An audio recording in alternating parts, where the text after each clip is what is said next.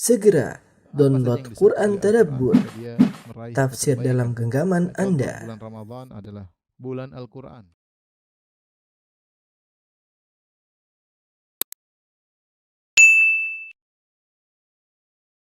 Bismillahirrahmanirrahim. Assalamualaikum warahmatullahi wabarakatuh. Alhamdulillahi ala ihsani wa syukru lahu ala taufiqihi wa amtinanihi wa asyhadu an la ilaha illallah wahdahu la syarika lahu ta'ziman li sya'nih wa asyhadu anna Muhammadan abduhu wa rasuluhu da'i ila ridwani. Allahumma shalli alaihi wa ala alihi wa ashabihi wa ikhwani. Ikhwan dan akhwat para jamaah Masjid Tarbiyah Cilandak yang dirahmati Allah Subhanahu wa taala. Kita sedang berada di penghujung dari perjalanan kehidupan sirah Nabi sallallahu alaihi wasallam. Pada malam hari ini kita akan bahas tentang topik dunuwu ajali Rasulullah sallallahu alaihi wasallam, yaitu dekatnya ajal Rasulullah sallallahu alaihi wasallam. Tatkala dakwah sudah sempurna, Islam sudah menguasai jazirah Arab, ya. Kemudian orang-orang masuk Islam berbondong-bondong, ya. Nampaklah tersebarnya Islam di segala penjuru, ya. Maka seakan-akan tugas Rasulullah SAW sudah selesai. Dan Rasulullah SAW mulai merasakan bahwasanya ajalnya sudah dekat. Maka mulailah Rasulullah SAW bersiap-siap lebih banyak lagi ibadahnya, bersiap-siap untuk bertemu dengan Allah Subhanahu wa taala. Dan nampak dari sikap-sikap beliau dan juga perkataan-perkataan beliau yang mengisyaratkan bahwasanya ajal beliau sudah dekat, ya. Karena tugas beliau sudah selesai, dakwah sudah tersebar, Islam sudah tersebar, orang-orang masuk Islam berbondong-bondong. Rasulullah mengalahkan dalam perang-perangan, mengalahkan, ya, orang-orang kafir ketika itu, ya. Di antaranya Allah Subhanahu wa taala mengisyaratkan akan wafatnya Nabi sallallahu alaihi wasallam dengan menurunkan surat An-Nasr. Surat An-Nasr, ya, idza jaa nasrullahi wal fath. Jika tatkala telah datang pertolongan Allah dan kemenangan. Al-Imam Al-Bukhari meriwayatkan dalam sahihnya dari Ibnu Abbas radhiyallahu ta'ala anhuma bahwasanya Umar radhiyallahu ta'ala anhu bertanya kepada para sahabat tentang firman Allah Subhanahu wa taala, idza jaa nasrullahi wal fath. Jika telah datang pertolongan Allah dan kemenangan dari Allah. Ya, yaitu wa ra'aitan nasa yadkhuluna fi dinillahi afwaja. Dan kau melihat orang-orang datang masuk Islam berbondong-bondong. Fasabbih bihamdi rabbika wastaghfirhu, bertasbihlah dan muji Rabbmu, wastaghfirhu, dan istighfarlah, innahu kana tawwaba, sungguhnya Allah Maha menerima taubat, ya. Ketika Umar bertanya kepada para sahabat, dalam sebagian riwayat mereka adalah sahabat-sahabat senior yang ikut serta dalam perang Badar. Kata Rasulullah SAW, kata Umar kepada mereka, apa maksud firman Allah, idza jaa nasrullahi wal fath? Jika telah datang, tatkala datang pertolongan Allah dan kemenangan. Qalu fathul madain wal qusur. Ya, maka orang-orang menjawab, maksudnya adalah menguasai al-madain, itu dari kerajaan Persia, ya. Wal qusur mungkin maksudnya adalah sebagian daripada daerah-daerah Romawi. Maka ini jawaban mereka. Mereka menjawab dengan zahir nas, bahwasanya al-fath adalah kemenangan, yaitu Allah membuat kaum muslimin menaklukkan Persia dan Romawi. Qala ma taqulu ya Ibnu Abbas? Maka Umar berkata, bagaimana menurut engkau wahai Ibnu Abbas? Ibnu Abbas adalah sahabat junior, ya. Tetapi beliau spesial karena Rasulullah SAW pernah mendoakannya dengan mengatakan, Allahumma alimhu ta'wil wa faqihu fid din. Ya Allah, ajarkanlah Ibnu Abbas ilmu tafsir dan jadikanlah dia orang yang faqih dalam agama. Maka Ibnu Abbas menafsirkan dengan tafsir yang berbeda. Dia berkata, ajal au mathalun dhuriba li Muhammadin sallallahu alaihi wasallam nu'iyat lahu nafsuhu. Sungguhnya inilah perumpamaan yang dibuat untuk Nabi sallallahu alaihi wasallam, yaitu bahwasanya dia akan meninggal dunia. Ya, dia akan meninggal dunia. Inilah tafsir Ibnu Abbas, ya, terhadap surat An-Nasr, ya. Dalam riwayat yang lain, ya, Umar bertanya kepada para sahabat, yaitu Asy-Syaikh Badar, orang-orang yang pernah ikut perang Badar, tentu sahabat-sahabat senior, tentang firman Allah, idza jaa nasrullahi wal fath, hingga akhir ayat. Maka sebagian mereka berkata, kita diperintahkan untuk memuji Allah dan beristighfar jika kita menang dan jika kita menaklukkan.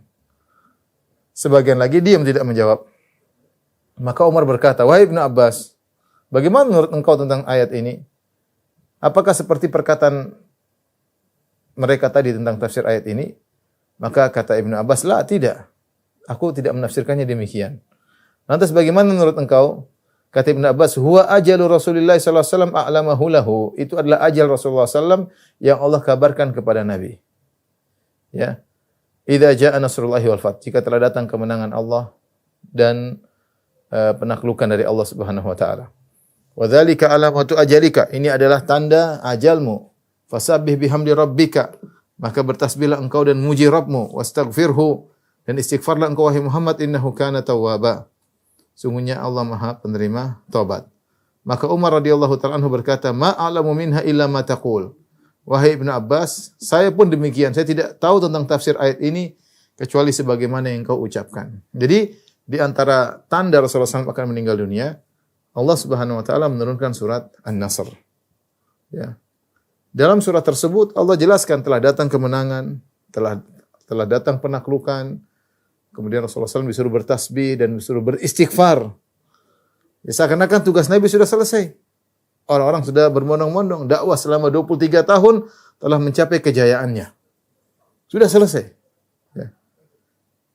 Sehingga Rasulullah SAW disuruh untuk beristighfar. Dan Allah alam bisawab, Ibnu Qayyim rahimahullah ketika mengomentari tafsir Ibnu Abbas, beliau berkata, seakan-akan Ibnu Abbas radhiyallahu anhuma akhadha min qaulihi ta'ala wastaghfirhu. Seakan-akan Ibnu Abbas memahami demikian karena dia melihat dari firman Allah wastaghfirhu dan istighfarlah. Kenapa? Karena adalah kebiasaan Nabi sallallahu alaihi wasallam, beliau selalu menjadikan istighfar sebagai penutup amal beliau, Contohnya, kalau Rasulullah SAW selesai salat, Assalamualaikum warahmatullahi wabarakatuh, Astagfirullah. Jadi istighfar adalah penutup dari kegiatan amal Nabi sallallahu alaihi wasallam. Contoh, Nabi kalau keluar dari toilet atau dari khala, dari buang hajat, Rasulullah SAW berkata, "Ghufranaka." Selesai. Ketika Rasulullah SAW selesai dari majelis, apa doa Nabi? Subhanakallahumma bihamdika asyhadu an la ilaha illa anta astaghfiruka wa atubu ilaik. Lihat Rasulullah SAW beristighfar setiap menutup majelis. Jadi setiap amalan-amalan ditutup dengan istighfar. Demikian juga ketika selesai haji, Allah Subhanahu wa taala perintah untuk beristighfar setelah selesai manasik haji. Kata Allah, "Tsumma afidhu min haitsu afadhan nas wastaghfirullah." Kemudian bertolaklah kalian dari arah di mana manusia bertolak, yaitu meninggalkan padang Arafah. Dan padang Arafah adalah puncak dari ibadah haji, di mana para jemaah haji berdoa dengan menangis, dan kata Nabi sallallahu alaihi wasallam, al-hajju Arafah, haji itu intinya adalah wukuf di padang Arafah. Justru setelah para jemaah haji selesai di padang Arafah, artinya mereka telah melaksanakan rukun haji yang terbesar. Allah mengatakan wastaghfirullah, beristighfarlah. Ya.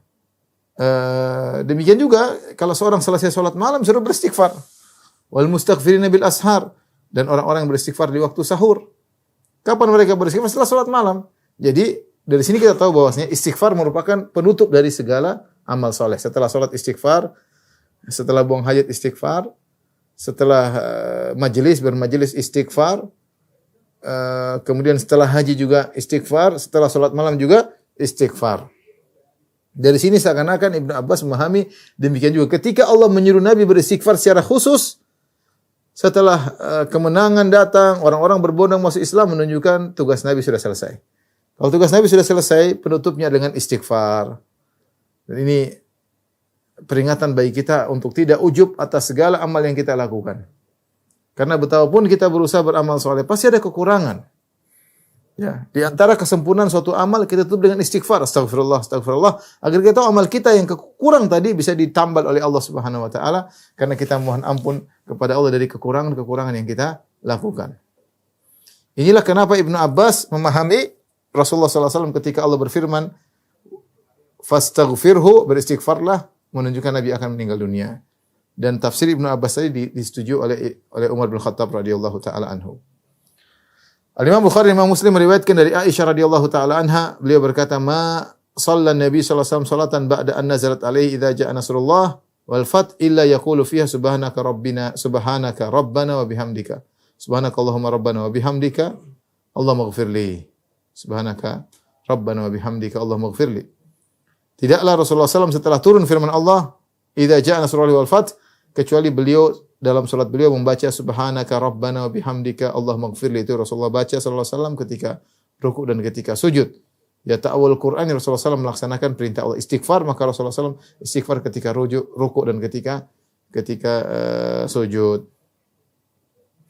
Ini di antara pemberitahuan Allah bahwasanya Rasulullah SAW akan meninggal dunia. Taib, ada perbuatan-perbuatan Nabi, adapun perkataan-perkataan Nabi sudah kita jelaskan. Rasulullah SAW ketika haji wada, Rasulullah SAW berkata dalam perkataannya, ya, khudhu anni manasikakum. Khudhu anni manasikakum. Ambillah tata cara manasik haji dariku.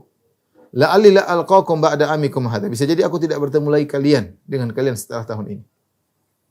Rasulullah SAW juga ketika puasa Arafah, ketika puasa Muharram, Rasulullah SAW mengatakan, la in ishtuk ila qabil la asumanna at-tasi'. Kalau saya masih hidup tahun depan, niscaya saya akan puasa tanggal 9 Muharram, puasa Asyura. Tapi Rasulullah SAW ternyata tidak hidup lagi di tahun depan. Ya. Ketika Rasulullah SAW mengumpulkan para sahabat di Ghadir Khum setelah pulang dari hajian, ya, satu tempat antara Makkah dan Madinah mata air, Rasulullah SAW kabarkan bahwasanya telah datang utusan Allah dan hampir saja aku memenuhi panggilan utusan Allah tersebut. Ya, Rasulullah SAW telah mengisyaratkan dengan perkataannya bahwasanya dia akan meninggal dunia. Rasulullah tidak memastikan, tapi ada isyarat. Makanya saya bilang bisa jadi seorang akan meninggal dunia, terkadang dia ada feeling, ada perasaan, ada firasat. Itu bisa jadi Allah berikan kepada sebagian orang. Dan banyak orang meninggal tidak ada firasat. Tiba-tiba ketabrak, tiba-tiba pesawat meledak, tiba-tiba dibunuh orang, tiba-tiba macam. Sering orang tanpa firasatnya. Adapun perbuatan-perbuatan Nabi yang menunjukkan bahwasanya beliau akan meninggal dunia, di antaranya Rasulullah melakukan kegiatan yang tidak seperti biasanya. Contoh, mudarasatul Quran. Contoh Rasulullah SAW belajar Al-Quran. Biasanya Rasulullah SAW, ya, karena Rasulullah SAW ya'ridul Quran kulla am fi Ramadan ala Jibril alaihissalam. Rasulullah SAW setiap sekali setahun membacakan Al-Quran di hadapan Jibril dari awal sampai akhir, setiap kali setahun, yaitu di bulan Ramadan. Fa'aradahu fi dhalikal 'am alladhi qubida fihi marratain.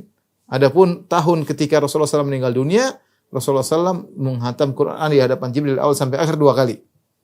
Sebagaimana diriwayatkan oleh Imam Bukhari, Imam Muslim dari Aisyah radhiyallahu taala anha, beliau berkata, asarra Rasulullah SAW ila Fatimah radhiyallahu anha. Aisyah cerita, Rasulullah SAW pernah membisikkan sesuatu kepada Fatimah. Kemudian Fatimah mengabarkan kepada Aisyah tentang bisikan tersebut. Ya, apa isinya? Anna Jibril kana yu'aridul Quran kulla sanatin marrah. Jibril biasanya Rasulullah baca Al-Quran di hadapan Jibril sekali dalam setahun. Wa innahu qad aradani bihil am. Akan tetapi tahun ini kata Nabi sallallahu alaihi wasallam, Jibril telah mengajarkan Al-Quran kepadaku marratain 2 kali. Wala ara al-ajala illa qad iktarab. Ini menurutku Jibril sampai mengajarkan aku 2 kali. Menurutku bahwasanya ajalku telah dekat. Kemudian Rasulullah berkata kepada Fatimah, "Fattaqillah wasbiri." Bertakwalah kepada Allah wahai Fatimah, wasbiri, ya, dan bersabarlah. Fa inni ni'mas salafu ana lakum. Sebaik-baik pendahulu adalah aku untuk engkau, ana laki, untuk engkau wahai Fatimah. Jadi Rasulullah SAW pun mengerti kenapa Jibril datang ngajarin sampai 2 kali. Ini menunjukkan akan datangnya ajal, ya. Di antara perbuatan Nabi sallallahu alaihi wasallam, kalau tadi perbuatan Jibril, ya, tapi bersama dengan Nabi sallallahu alaihi wasallam. Di antara perbuatan Nabi sallallahu alaihi wasallam menunjukkan bahwasanya ajalnya akan dekat selain dari perkataannya, yaitu Rasulullah sallallahu alaihi wasallam biasanya i'tikaf 10 hari, tapi tahun ketika beliau meninggal beliau i'tikaf 2 kali. Kata Abu Hurairah radhiyallahu taala anhu, kana Nabi sallallahu alaihi wasallam ya'takifu fi kulli Ramadan 10 ayyam. Rasulullah sallallahu alaihi wasallam biasanya i'tikaf 10 hari di bulan Ramadan. Falamma kana al-'amu alladhi qubida fihi i'takafa 20 yawman. Tatkala tahun di mana beliau meninggal dunia, beliau i'tikaf 20 hari. Jadi 2 kali lipat, double. Baca Al-Qur'annya double, Jibril ngajar Al-Qur'an double. Beliau i'tikafnya juga bukan 10 hari, 20 hari. Ini tidak seperti biasanya. Tidak lain karena Rasulullah merasa dia akan meninggal dunia. Kemudian juga Rasulullah sallallahu alaihi wasallam, ya, Setelah turun firman Allah, "Idza jaa nasrullahi wal fath," ya, dari Ibnu Abbas radhiyallahu ta'ala anhuma, lamma nazalat, tatkala turun firman Allah, "Idza jaa nasrullahi wal fath," ila akhir surah, surat An-Nasr, nu'iyat li Rasulillah sallallahu alaihi wasallam nafsuhu hina unzilat, ini peringatan bahwasanya Rasulullah SAW akan meninggal dunia. Fa akhadha fi ashaddi ma kana ijtihadan fi amril akhirah. Maka Rasulullah SAW lebih semangat lagi beribadah dalam urusan akhirat. Ini ibarat kalau kuda sudah di ujung dekat finish, dia akan lari dengan sekencang-kencangnya. Nabi SAW ketika tahu ajalnya akan tiba, ya, maka beliau perbanyak ibadah. Apalagi yang mau ditunggu? Kita semua mau kita tinggalkan. Rasulullah SAW saja tidak meninggalkan apa-apa, begitu luar biasanya ibadah. Apalagi kita yang banyak masalah, kita yang banyak urusan, akan kita tinggalkan. Ya, fokus kita beribadah dengan sebaik-baiknya. Karena kita segera melapor kepada Allah Subhanahu wa taala.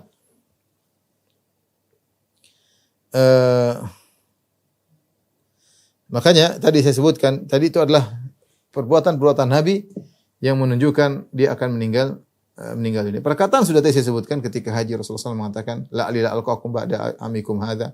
Jadi aku tidak bertemu dengan kalian setelah ini. Ketika Nabi di Ghadir Khum, Rasulullah berkata, "Amma ba'du ala ayyuhan nas," ketahuilah wahai para sahabat sekalian. Fa inna ma ana basyarun, sungguhnya aku manusia. Ya, manusia ya akan meninggal dunia. Yusiku an ya'tiya rasul rabbi fa ujibu. Hampir-hampir sebentar lagi akan datang utusan Rabbku, maksudnya malaikat maut, fa ujibu, dan aku memenuhi panggilannya.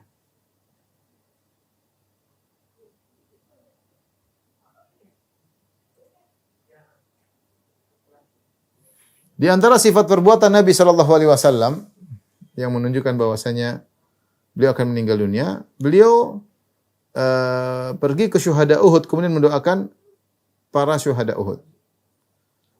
Setelah Rasulullah SAW pulang dari haji wada, Rasulullah SAW pergi ke Gunung Uhud. Fa shalla 'ala syuhada salatahu 'alal mayyit. Maka Rasulullah SAW salat kepada syuhada seperti salat mayat. Setelah samani sinin, setelah 8 tahun mereka meninggal. Kal muwaddi' lil ahya' wal amwat, seperti seorang yang hendak berpamitan kepada orang-orang yang masih hidup dan orang-orang yang sudah meninggal dunia. Rasulullah datang seakan mau berpamitan. Kemudian beliau pun pergi, setelah itu beliau pergi meninggalkan Gunung Uhud setelah mendoakan para syuhada Uhud. Setelah itu beliau naik mimbar berkhutbah. Kata beliau, "Inni baina aidikum faratun." Sungguhnya aku akan mendahului kalian. Itu akan mendahului kalian di akhirat. Aku lebih dahulu tiba di telaga aku, atau aku siapkan untuk menyambut kalian. Wa ana alaikum syahid. Dan aku akan menjadi saksi atas kalian, wahai para sahabatku. Wa inna mau'idakumul haud.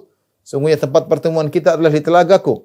Wa inni la anzuru ilaihi min maqami hadza. Aku melihat telagaku dari tempatku ini. Wa inni lastu akhsha alaikum an tusyriku. Aku tidak khawatir bagi kalian, wahai para sahabatku, kalian berbuat syirik. Aku tidak khawatir. Rasulullah telah mentarbiyah para sahabat dengan kuat. Aku tidak khawatir kalian terjerumus dalam syirik. Walakinni akhsha alaikumud dunya an tanafasuha. Tapi aku khawatir kalian berlomba-lomba untuk urusan dunia. Kata Uqbah bin Amir ketika meriwayatkan hadis ini, dia berkata, "Fakanat akhir nadratin nadartuha ila Rasulillah." Itulah terakhir aku lihat Nabi sallallahu alaihi wasallam berkhutbah di atas mimbar tersebut. Setelah itu Rasulullah SAW sakit. Datang dalam sebagai riwayat Rasulullah SAW beristighfar untuk penghuni kuburan Baqi. Namun hadis ini diriwayatkan oleh Imam Ahmad dengan sanad yang dhaif. Imam Ahmad Hakim dengan sanad yang dhaif. Dan dari Abi Muwaihibah, ya, dia berkata, "Ba'athani Rasulullah SAW min jawfil lail faqala." Rasulullah mengutus atau menugaskan aku di tengah malam, dan Rasulullah berkata, "Ya Abu Muwaihibah, inni qad umirtu an astaghfira ahlil Baqi. Fantalik ma'i." Wahai Abu Muwaihibah, sungguhnya aku diperintahkan oleh Allah untuk memohon ampunan bagi penghuni kuburan Baqi. Berangkatlah bersamaku.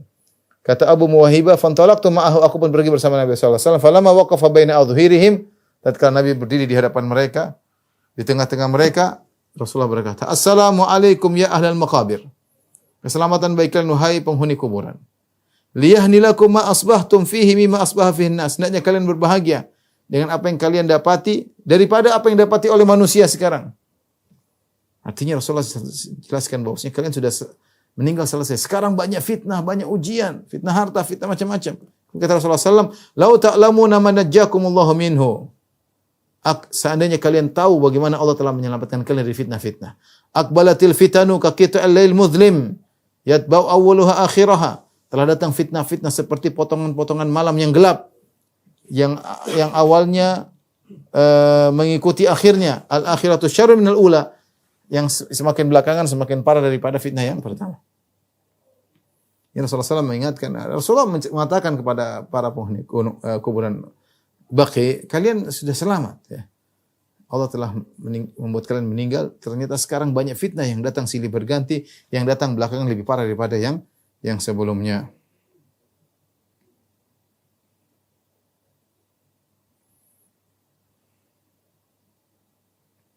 Mulailah Rasulullah SAW sakit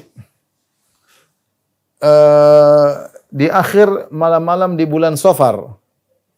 Dan beliau sakit selama 13 hari kemudian beliau meninggal dunia.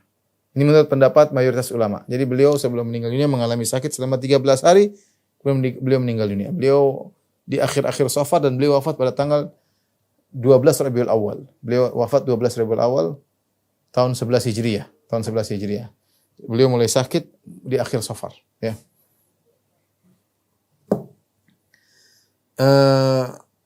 Rasulullah SAW ketika beliau sakit, beliau masih menjadi imam. Sampai ketika sakit beliau semakin parah, ya, beliau tidak bisa lagi jadi imam selama 3 hari. Maka Rasulullah SAW menyuruh Abu Bakar untuk menjadi imam. Sebagaimana akan datang penjelasannya. Awal dari penyakit Nabi SAW, itu Rasulullah SAW merasakan pusing yang sangat berat di kepala beliau yang mulia. Imam Ahmad meriwayatkan dalam musnadnya dengan sanad yang sahih dari Aisyah radhiyallahu anha, beliau berkata, "Raja ilayya Rasulullah SAW dzata yaumin min janazatin bil Baqi'." Rasulullah SAW baru saja ngelayat atau mengantar jenazah di Baqi'. Ya, Baqi' tahu kalau kita di Masjid Nabawi tidak terlalu jauh. Kemudian Rasulullah SAW menemui Aisyah radhiyallahu anha. Wa ana ajidu sudaan fi ra'si, dan aku mendapati kepalaku pusing. Kata Aisyah radhiyallahu anha, aku pusing. Wa ana aqul wa ra'sa, aku berkata, oh kepalaku sakit. Aku berkata wa ra'sa, ya Rasulullah kepalaku sakit. Faqala Rasulullah SAW berkata, bal ana ya Aisyah wa ra'sa, justru saya yang sakit ya Aisyah, bukan cuma kamu. Saya mungkin sakit lebih parah. Saya juga sakit ya Aisyah.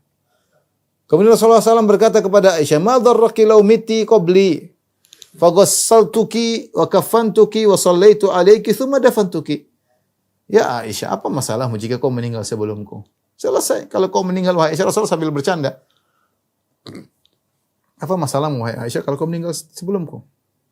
Kalau kau meninggal, aku akan mandikan engkau, aku kafankan engkau, kemudian aku salatkan, kemudian aku kuburkan.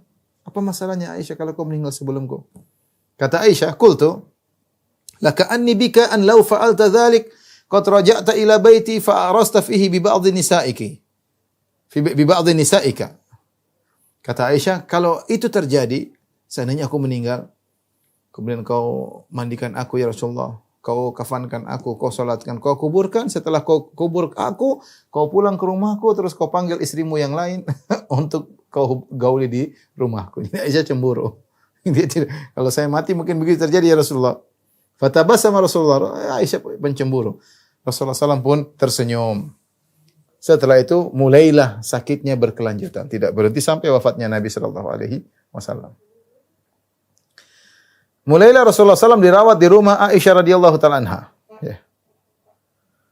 Dan Rasulullah SAW ketika di masa sakitnya beliau tetap berusaha untuk adil ya.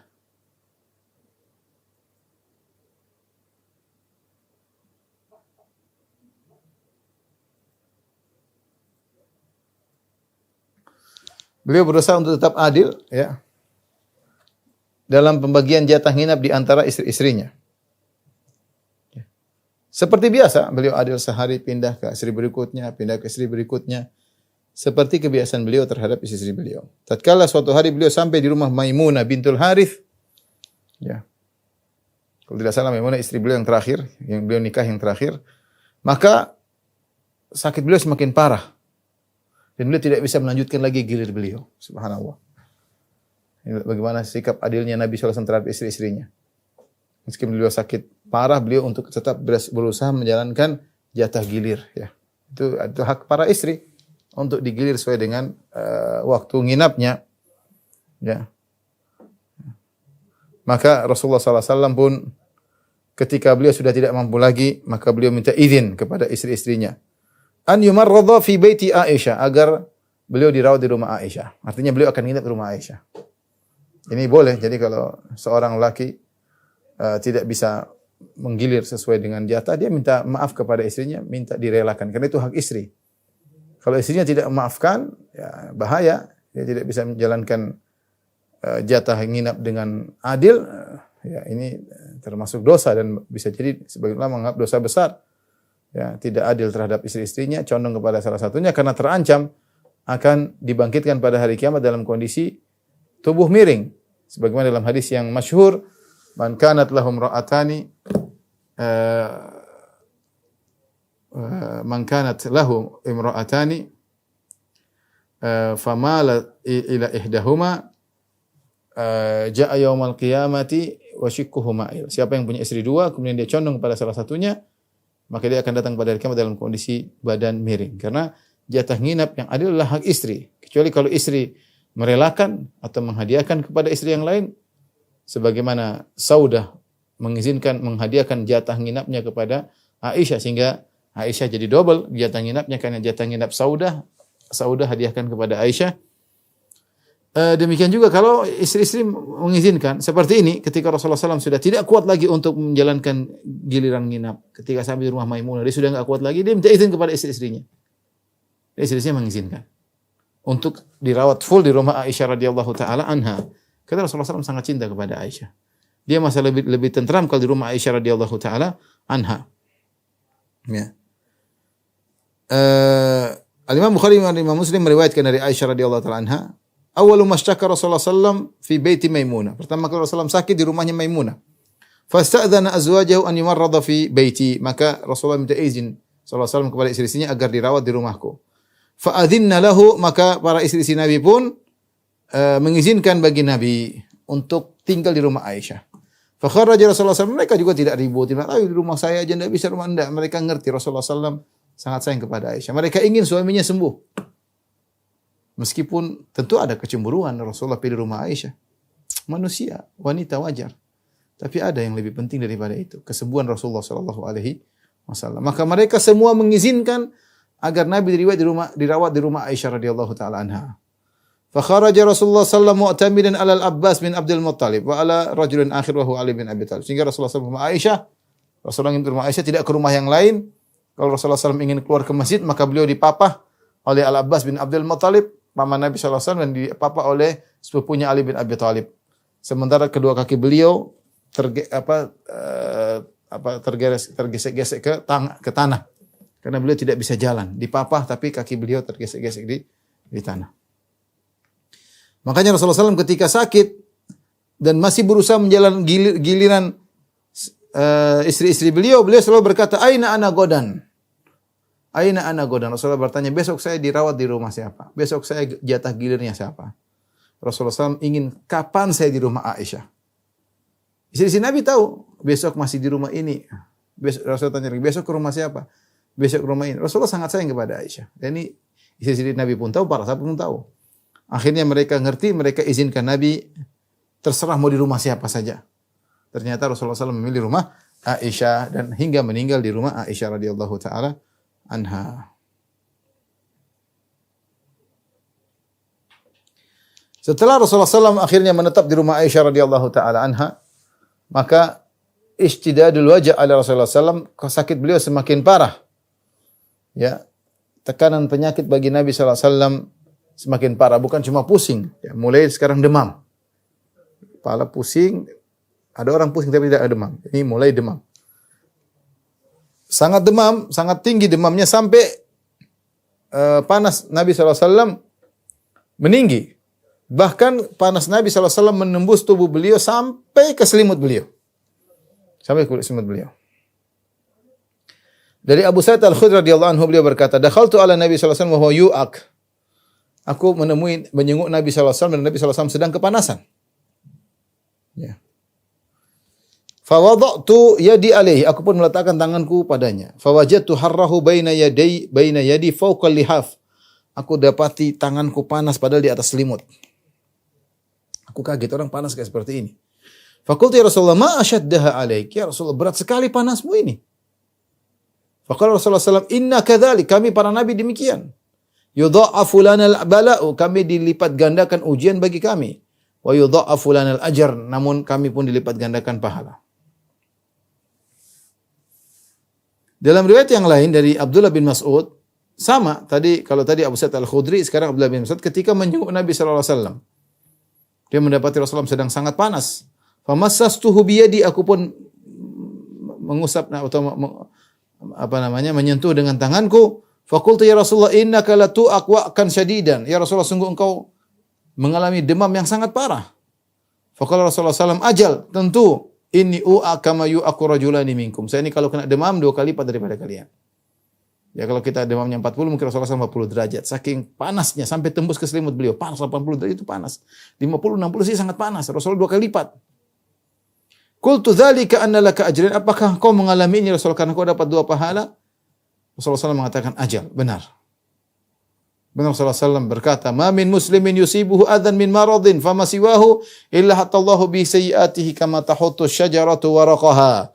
Tidaklah seorang muslim ditimpa dengan yang mengganggunya, baik penyakit ataupun yang lainnya, kecuali Allah akan menggugurkan dosa-dosanya sebagaimana daun-daun berguguran. Dalam riwayat yang lain, ma min muslimin yusibuhu adhan illa hatallahu anhu khatayahu kama tahata waraqu syajar. Tidaklah seorang muslim ditimpa dengan gangguan, ya, penyakit dan semisalnya, kecuali Allah akan menggugurkan dosa-dosanya sebagaimana daun-daun berguguran dari pohon. Ini kita tahu bahwasanya asyaddun nasi balan al-anbiya, orang yang paling berat ujian adalah para nabi. Tsumma shalihun, orang saleh, tsumma amsal fal amsal, kemudian yang selanjutnya dan selanjutnya. Ketika Rasulullah SAW dalam kondisi panas, Aisyah radhiyallahu ta'ala anha mengruqyah Nabi sallallahu alaihi wasallam. Rasulullah tidak minta, tapi ya suami istri. Aisyah meruqyah sambil membaca al-mu'awwidzat, yaitu qul huwallahu ahad, qul a'udzu birabbil falaq, qul a'udzu birabbin nas. Namun dia tidak tiupkan di tangan beliau untuk diusap pada Nabi. Ya. Tanfuthu ala Rasulillah bihina, tapi beliau pun beliau meniup langsung ke Rasulullah, ke jasad Rasulullah, dan juga setelah itu dia usapkan dengan tangan Nabi sallallahu alaihi wasallam dengan roja'a barakatiha, berharap keberkahan tangan Nabi sallallahu alaihi wasallam. Jadi bukan tangan beliau sendiri untuk diusap. Jadi beliau meniup ke tubuh Nabi, kemudian tangan Nabi yang dia pegang tangan Nabi untuk mengusap tubuh Nabi sendiri. Kata Aisyah radhiyallahu ta'ala anha, kana idza ishtaka yaqra ala nafsihi bil mu'awwidzat wa yanfuth. Kebiasaan Nabi sallallahu alaihi wasallam kalau beliau sakit, beliau meruqyah diri beliau sendiri. Beliau bacakan mu'awwidzat, yaitu qul huwallahu ahad, qul a'udzu birabbil falaq, qul a'udzu birabbin nas untuk dirinya. Wa yanfuth, kemudian dia tiupkan ke tubuhnya. Entah ke tangannya, entah ke tubuhnya. Ya. Kuntu falamma ishtadda waj'u, tatkala sakit beliau semakin parah, kuntu aqra'u alaihi, maka aku yang bacakan yang ruqyah untuk beliau. Wa amsahu anhu biyadihi raja'a barakati, dan aku tetap mengusap beliau tapi pakai tangan beliau sendiri, berharapkan berkah tangan Nabi sallallahu alaihi wasallam. Mulailah orang-orang berdatang kepada Nabi sallallahu alaihi wasallam, ya, Rasulullah sakit parah. Rasulullah beri wasiat kepada sebagian sahabat yang datang menemuinya. Di antaranya Rasulullah sallallahu manggil Utsman. Arsala Rasulullah sallallahu ila Utsman, faja'a. Rasulullah sallallahu panggil Utsman. Utsman dzun nurain, mantu Nabi sallallahu alaihi wasallam, menikah dengan Ruqayyah, kemudian Ummu Kulthum, ya. Kemudian dua-duanya meninggal sampai Rasulullah mengatakan, kalau saya punya putri yang lain saya akan nikahkan dengan Utsman, tapi sudah enggak ada. Yang tersisa cuma Fatimah. Fatimah menikah dengan Ali, kemudian Zainab menikah dengan Abul As. Tidak ada putri Nabi. Tapi salah satunya orang yang pernah menikah dengan 2 putri Nabi dalam sejarah dunia hanyalah Utsman. Nikah dengan Ruqayyah, kemudian setelah meninggal nikah dengan Ummu Kulthum. Makanya Utsman diberi gelar dengan Dzun Nurain, pemilik 2 cahaya. Ketika Rasulullah SAW akan meninggal, beliau panggil Utsman. Faja'a, Utsman pun datang. Fakhala bihi, kemudian Rasulullah SAW berdoa dengan Utsman. Faja'al Rasulullah SAW yukallimuhu wa wajhu Utsman yataghayyar. Rasulullah SAW ngomongin Utsman, dinasihati. Ternyata wajah Utsman berubah. Ya. Aisyah berkata meriwayatkan hadis ini. Fakana min akhiri kalamin kallamahu an daraba mankibahu. Terakhir wasiat Nabi kepada Utsman setelah diwaskan wajah Utsman berubah. Wasiat terakhir, jadi Rasulullah kasih wasiat banyak. Ada satu wasiat terakhir Rasulullah SAW memegang pundak Utsman. Rasulullah kalau dia sakit, tapi dia pegang pundak Utsman. Kemudian dia berkata kepada Utsman, "Ya Utsman, Inna Allah azza wa jalla asa an yulbisaka qamisan." Sungguhnya Allah Subhanahu wa taala bisa jadi memakaikan kepada engkau suatu baju, jubah. Fa in aradakal munafiquna ala khal'ihi fala takhla'hu.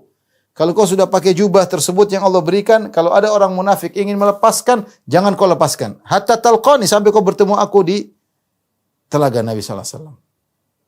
Itu sampai kau meninggal. Jangan berikan jubahmu kepada orang munafik.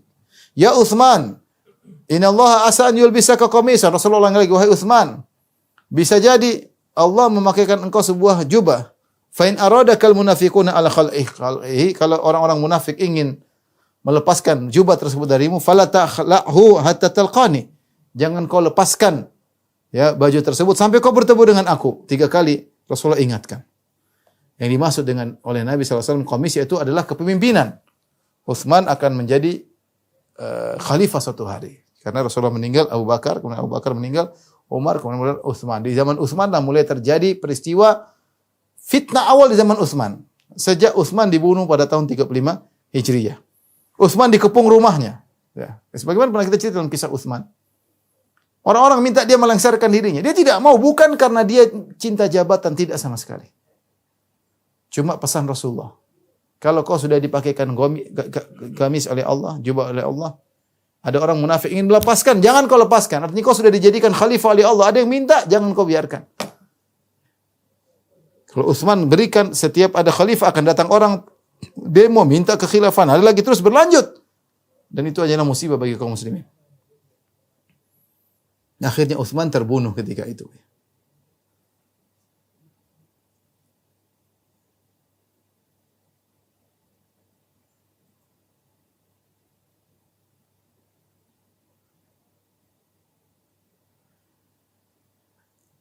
Rasulullah SAW berkhutbah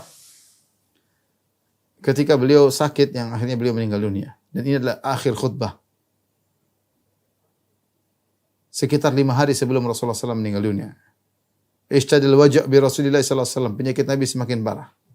Wartafa'at hararatuh. Panasnya semakin meninggi. Sampai beliau pingsan. Saking panasnya pingsan. Subhanallah. Tatkala beliau bangkit dari pingsannya siuman. Beliau berkata, hadiku alayya sab'a akhirab lam tuhlal ukiyatuhunna min abarin syatta la'ali astarihu fa'ahada ilan nas. Kata Rasulullah SAW, ambilkan untuk air aku mandi dari 7 gentong air yang tidak pernah dibuka, masih tertutup.